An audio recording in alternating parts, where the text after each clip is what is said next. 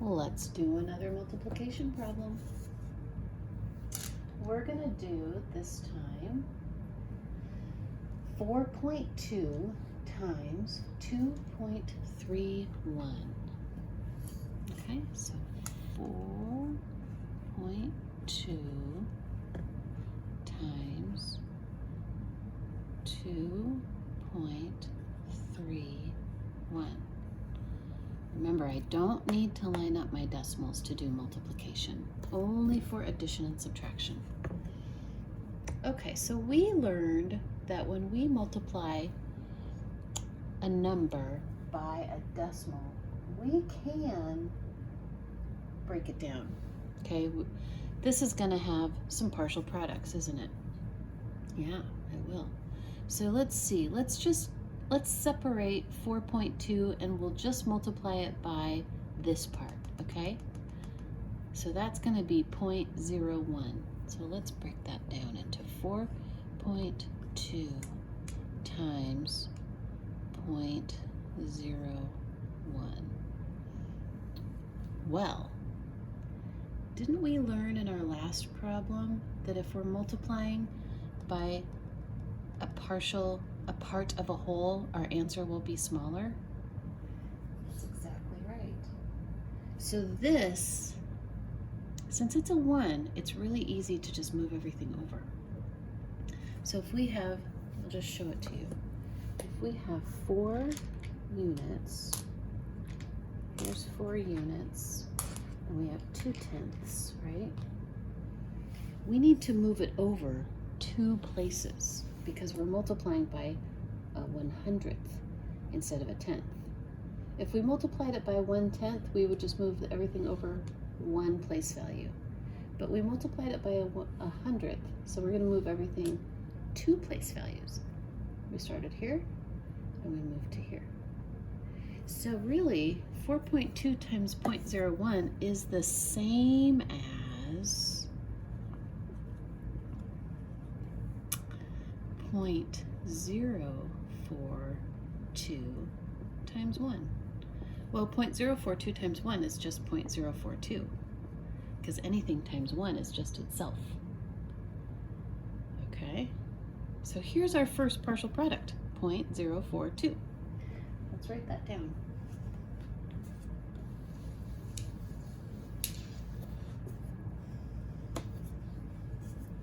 I'm going to just write my first partial product right here,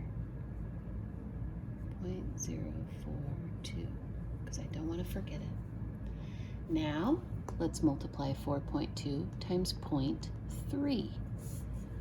Okay. Well, I'm multiplying by a 10th.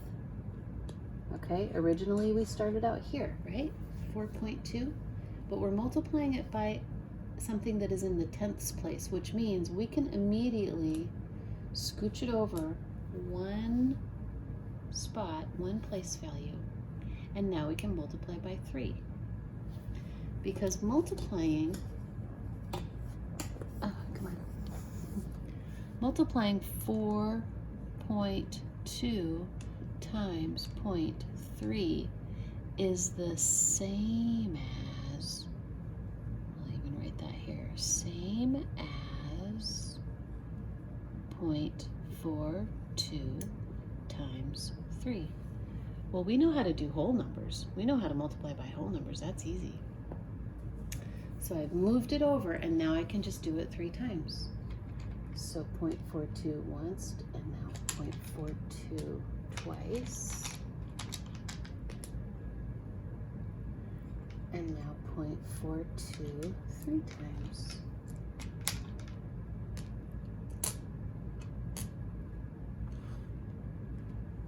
All right, let's see what it is. Well, I know 2 times 3 is 6. So that is 0.06. Well, I know 4 times 3 is 12. So 4 and 8 and 10. I exchange for 1.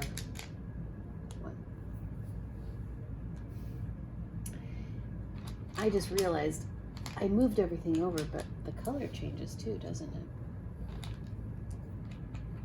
So really this is 6/100ths, right? And these are 2/10ths. So I bring my tenths down, and here's my unit. So I have 1 and 26/100ths. Let's see if we get the same answer. 3 times 2 is 6. 3 times 4 is 12. 1, 2, 1, 2. It's the same answer. So when we multiply by this 0.3, our answer is 1.26. That is our second partial product. But look, we have another number over here that we have to multiply it against. We have to multiply 4.2 times 2. I'm going to erase all this because we're all done with that. And we're going to find out our third partial product. Well, let's just break it down. 4.2 times 2. You should all be saying to yourself, oh, well, that's easy. 4.2 times 2, that's not even a challenge at all. Well, let's do it. So we're going to get 4.2 once and 4.2 twice. 1, 2, 4.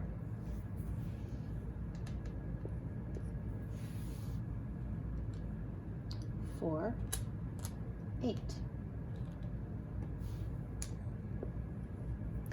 1, 1. 8.4. 8.4 is our third partial product. Is 8.4. Okay, now that we have our 3 partial products, we have to find out what the final product is. We have to add these 3 numbers together. Now, when we add numbers, we do have to line up our decimal places. Okay? Let's just start with the first one. It doesn't really matter in which order we write them. We just need to make sure our decimal point lines up. So 0.042.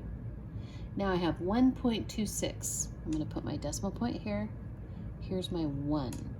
1.26. This doesn't have anything there, which just means it's a 0. You can put it there if you want to or don't. It does not matter. Now we need to add our third partial product. Here's my decimal point. My 8 goes to the left of it, and my 4 goes to the right of it. And I don't have any other numbers there, which means I can just put zeros if I want to. All right, we just start adding, just like we always have. When we add, we always remember there's these invisible lines that keep everything in the same spot. Okay, those are just invisible lines. And here would be our hundredths. Oh, I'm sorry, this is thousandths.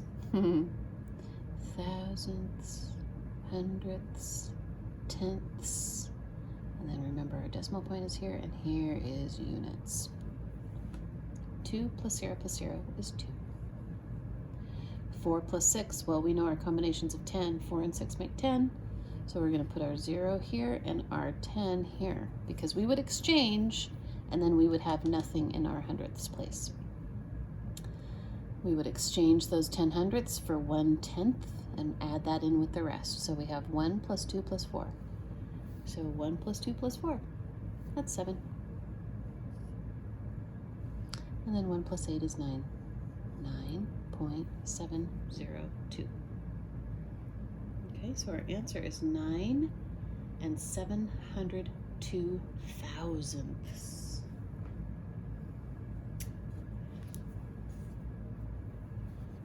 Now, I'm going to show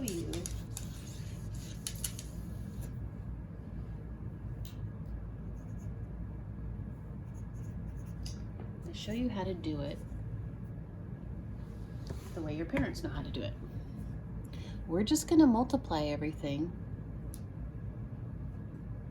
I'm going to actually swap these numbers because I like to have the bigger number on top. So I'm going to go ahead and just do 2.31 times 4.2. And by bigger, I didn't mean, I just meant the one with the most numerals in it, because this is actually bigger, isn't it? Okay, so I have the number that has 3 numerals on top and the number that has 2 numerals on the bottom. And we're going to just multiply. Just like normal. 2 times 1 is 2.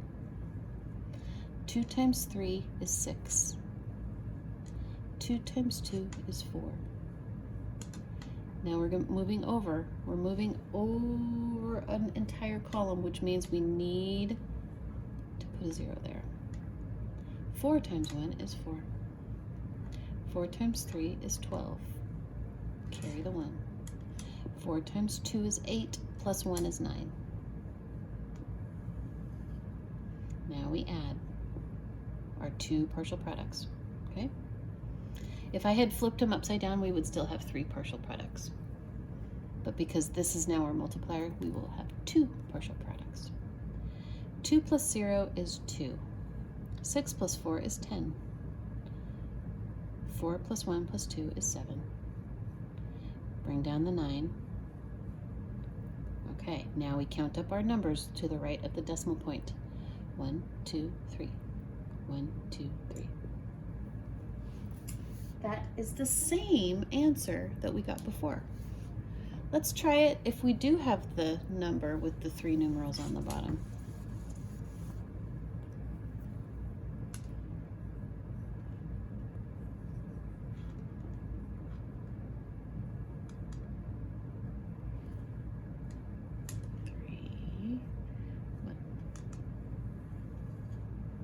One times 2 is 2. 1 times 4 is 4. Let's move over. 3 times 2 is 6. 3 times 4 is 12.